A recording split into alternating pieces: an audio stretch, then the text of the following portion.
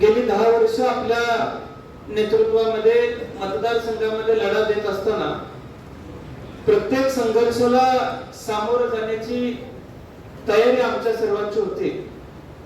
किंबहुना अनेक वेळेला त्रास झाला, पण तुमच्यासारख्या खंद्या आणि खंबीर नेतृत्वाची साथ आम्हाला सर्वांना होते।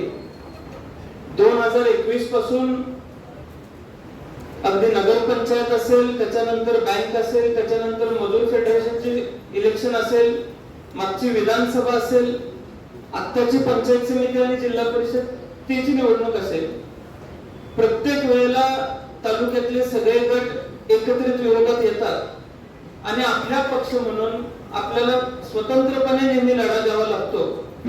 आपल्या सल्ल्यानुसार नेहमी ज्यावेळेस प्रत्येक वेळेला आपण काही सल्ला मसलत करण्याच्या दृष्टिकोनातून चर्चा करतो, आपल्याशी चर्चा करत असताना नकारात्मक भूमिका, पण आपल्यापेक्षा कमी जागा देऊन समोरून सकारात्मक भूमिका देऊन नेहमी आपल्याला पक्ष म्हणून ताकदीनं लढावं लागतं, सगळ्यांच्या विरोधात एकत्र लढावं लागतं।